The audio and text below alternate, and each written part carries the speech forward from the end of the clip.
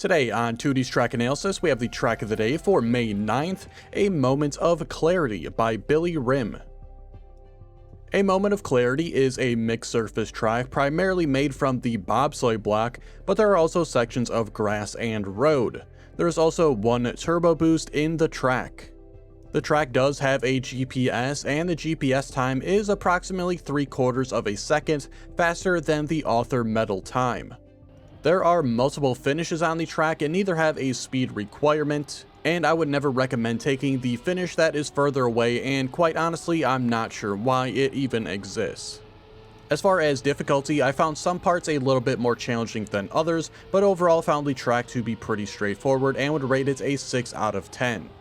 I did not find the medal times to be super difficult either, beating the author medal time of 46.559 rather quickly, with my personal best being a 46.248. The gold medal time on the track was 50 seconds, the silver 56 seconds, and the bronze 1 minute and 10 seconds. And this will conclude the overview for A Moment of Clarity. Let's move on to the analysis. And for the analysis today, we have the current world record ghost driven by A-Trick. They had a time of 44.870, and this beats my personal best by 1.378. Been a long time since we had a bobsleigh track, and generally I find them pretty hard to analyze, as even the smallest differences can result in huge gains or losses. So we'll see what we can see in today's track that I maybe could have improved on, and you can as well. As per usual, at the start of the track, is taking the best inside lines as possible to reduce distance. And once you get to this grass piece, try to drive as straight as possible. Any sliding on the grass is going to reduce your speed. As far as the entrance to the bobsleigh here, we'll see the world record just be ever so slightly wider than me here. Really, that's not going to make any major difference in the bobsleigh itself. And also, during this bobsleigh here, me and the world record are both using a 80% steering action key. One thing you do have to make sure of is on the exit is to drive out as straight as possible and keep driving straight until about the white line in front of us, because you will have icy tires. If you turn too soon, you are just going to cause yourself to slide and lose tons of speed. And then moving up a little bit, you'll see me go fairly wide here, but you want to take that corner as inside as possible. This is just a lot of lost time for no reason. And then moving on to the next bobsleigh here, we'll see two very different approaches, but we'll both get into this turn fairly smoothly. The world record is going to pull ahead, however, due to coming into this with far more speed than I did. During this turn as well, the world record used the action key for 80% steering again, while I go for 100% steering. And coming up is one of the harder parts of the track, which is transitioning very quickly from this right bobsleigh over to the left-hand bobsleigh and doing it cleanly too. A lot of the times you're just going to ride up high on the bobsleigh wall, and obviously that is not ideal. Quite honestly, I'm not really sure what to tell you on how to perform this maneuver. A lot of it is just your skill level, and a lot of it is going to come down to trial and error, learning when you can leave this right-hand bobsleigh.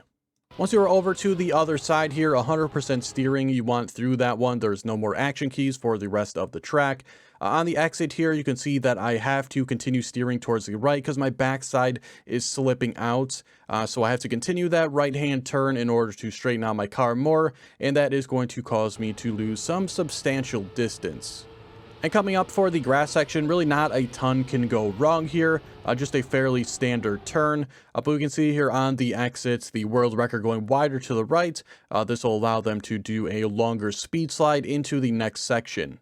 The world record also takes that wide right line and jumps over to the left, while I just stay on the left side the entire time.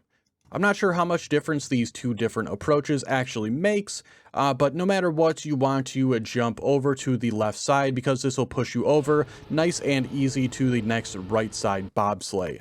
Of course, 100% steering through that bobsleigh is what you want, and then you're wanting to try to leave as straight as possible. You also want to try your best to avoid the penalty grass on either side of this road here, as that'll cause quite a big speed loss. Then the final bobsleigh here, again 100% steering throughout, and once again wanting to leave as straight as possible right onto this grass piece so you can drive straight ahead to the finish. It felt very easy to get rattled around on that last bobsleigh and exit this in all sorts of angles, so hopefully you're able to get a nice clean bobsleigh and drive straight to this finish. And then moving up a little bit just to show you a better view of the finish over to the far right side. Again, I'm not really sure what purpose that finish is supposed to serve, but I would not recommend really going for that unless you somehow magically bounce way over there, leaving the bobsleigh. And that is going to do it for today's analysis. I hope you enjoyed. If you did, be sure to like the video and subscribe. Check the description for links to my Twitch and Discord, and be sure to check out all the other track analysis videos out on the channel already. And this is just a reminder, if you did not see my YouTube post, that I will be taking Thursday or Friday off. I'm not sure which day yet. But anyway, I will see you guys again in a couple of days.